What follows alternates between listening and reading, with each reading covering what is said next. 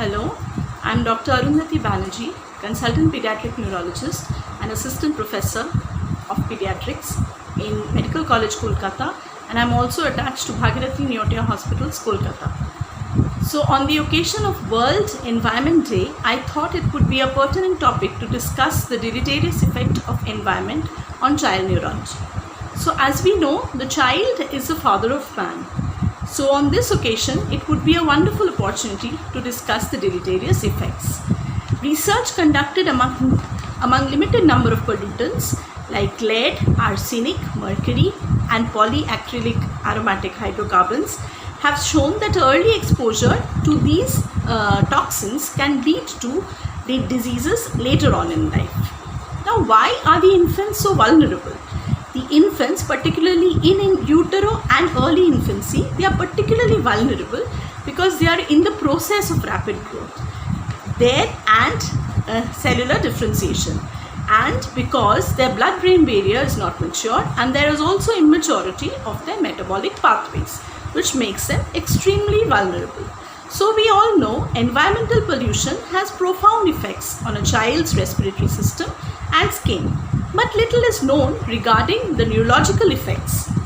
In animal model, in rats, ultrafine carbon particles have been found in the olfactory bulb, cerebrum and the cerebellum after inhalational exposure. Similar findings have been reproduced with manganese that has been found in the olfactory bulb also. The major mechanism is by which these toxins cause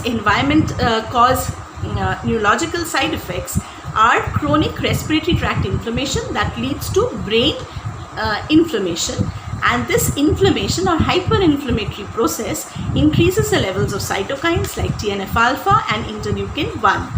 Besides, intranasal exposure also can directly cause neurotoxicity by bypassing the lungs and cause such inflammatory changes as well.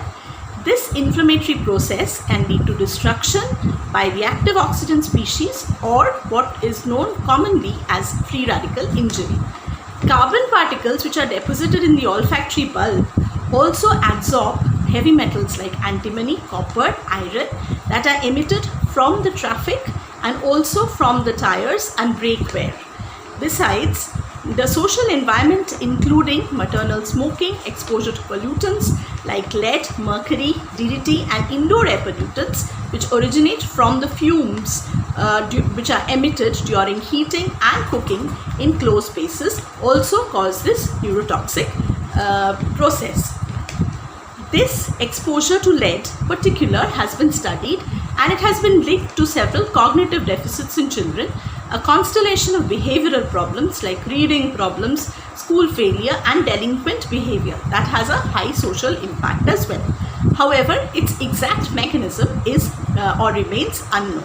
Experimental studies have also shown that some metals like mercury and lead inhibits neuronal differentiation, myelinization and synaptogenesis.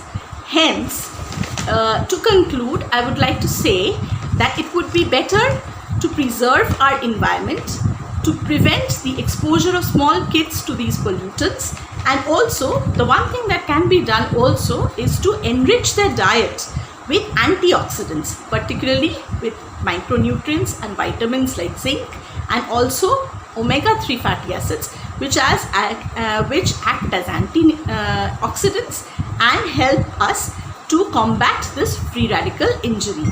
With that, showing future direction, and this the small knowledge that we has actually paves way for multidisciplinary research regarding the environmental toxins and its implication in further neurodevelopmental disorders of children.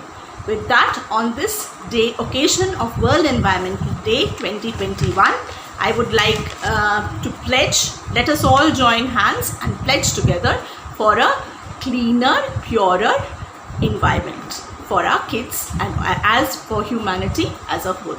With that, I would like to end my session and thank you for your patient hearing.